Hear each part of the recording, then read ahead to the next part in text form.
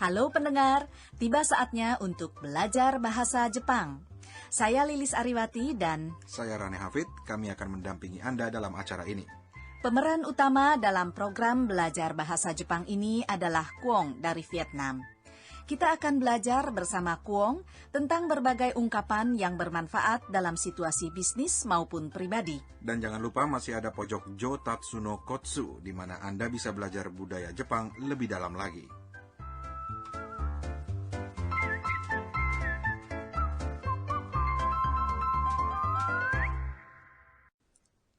Nah, pendengar, hari ini kita akan belajar cara mengucapkan ya dan tidak dalam bahasa Jepang. Ya dan tidak bahasa Jepangnya hai dan ie kan? Betul. Jadi ketika ditanya sesuatu, apa bisa kita jawab dengan hai atau ie saja?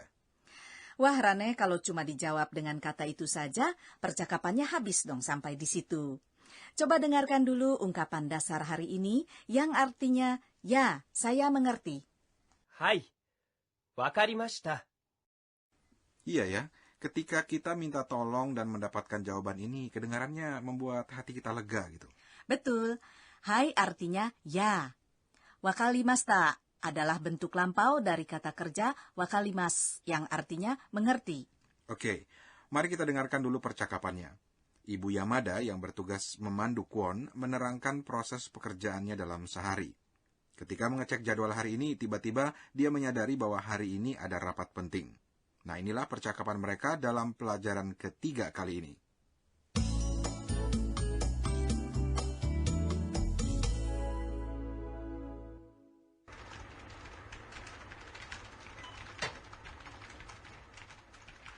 Kuonさん、ちょっと、はい、今日これから会議があります。出てください。はい、わかりました。場所はどこですか？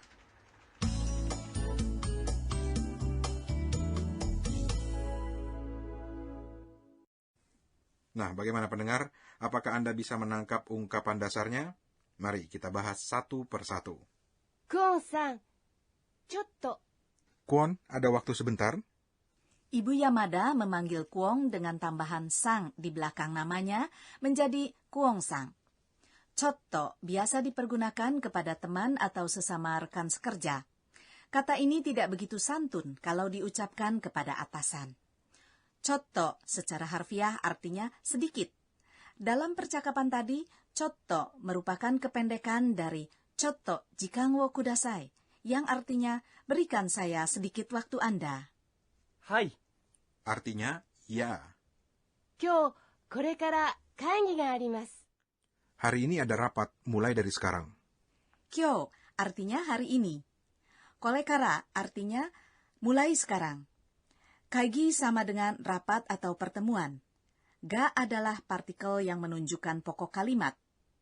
Arimas merupakan kata kerja yang menunjukkan keberadaan, hanya digunakan untuk yang bukan makhluk hidup.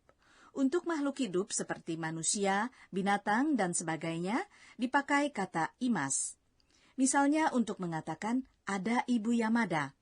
Bahasa Jepangnya adalah Yamada Sangga Imas. Ah, begitu.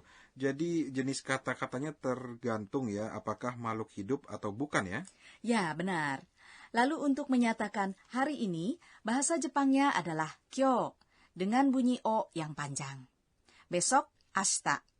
Dan kemarin adalah kino, juga dengan huruf o yang panjang. 出てください。 Tolong hadir. Dete adalah kata perintah dari kata kerja demas, yang berarti hadir. Terbentuk dengan akhiran mas yang diubah menjadi akhiran t. Demas menjadi dt. Kudasai adalah kata perintah yang santun, dengan arti tolong atau mohon. Kata kerja berakhiran mas yang diubah menjadi akhiran t, lalu ditambahkan kudasai, mempunyai arti tolong titik-titik. Titik-titik te kudasai. はい、わかりました。 Artinya, ya, saya mengerti. Pendengar, inilah ungkapan dasar kita hari ini.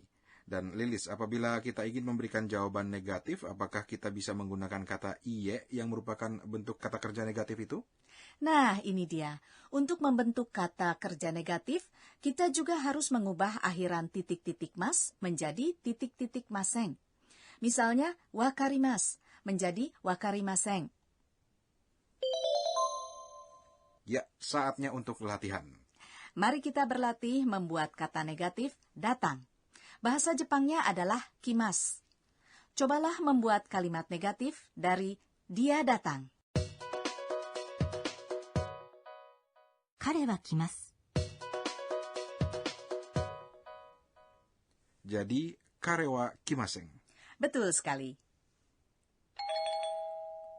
Oleh karena bentuk negatif adalah dengan mengubah akhiran mas menjadi maseng, maka dia tidak datang, bahasa Jepangnya adalah karewa kimaseng.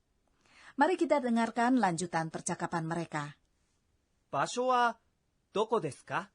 Tempatnya di mana? Basyo artinya tempat. Dalam kalimat ini yang dimaksud adalah tempat rapat diselenggarakan. Doko desu ka? Artinya di mana? Jadi jangan lupa ya, ketika kita ingin menanyakan suatu tempat atau benda, kalimatnya adalah titik-titik wa doko desu ka? Baiklah, kini kita beralih ke pojok Jotatsu no Kotsu yang berisi kiat untuk mendalami Jepang. Hari ini kami bahas tentang cara menolak yang biasa dipergunakan oleh orang Jepang. Bangsa Jepang sangat mementingkan keharmonisan hubungan antar manusia. Untuk itu, kita berusaha menghindari cara penolakan yang tegas karena dapat mempengaruhi hubungan baik selama ini. Misalnya, ketika kita ditawarkan makanan yang tidak kita sukai, maka pertama-tama kita harus memperlihatkan penghargaan atas tawaran tersebut dengan mengucapkan arigatou gozaimasu, yang artinya terima kasih.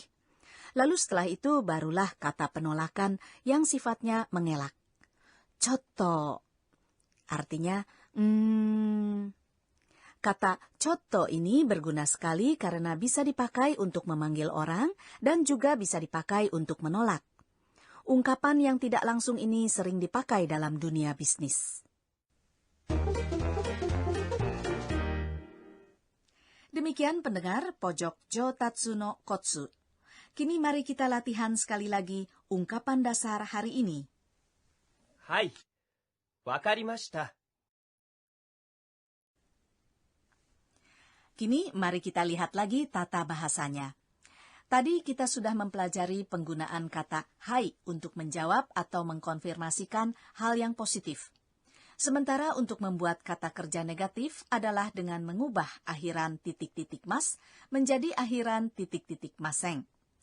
Lalu untuk menanyakan di mana adalah titik-titik wa doko desu ka? Dengarkanlah sekali lagi percakapan hari ini.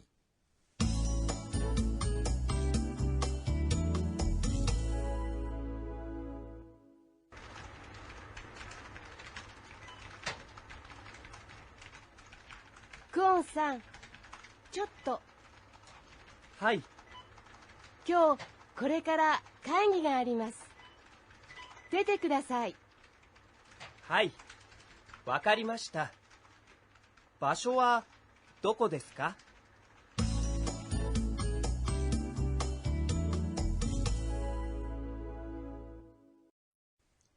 Dan jangan lupa ya, inilah kata-kata yang penting untuk diingat. 今日、 Hari ini これから akan segera 会議 rapat あります。 ada 出ます。 hadir わかります。 mengerti 場所 tempat どこ di mana. Pendengar, sekianlah pelajaran ketiga belajar bahasa Jepang ini. Hari ini kita belajar penggunaan hai dan iye. Lain kali kita akan belajar tentang cara menanyakan waktu.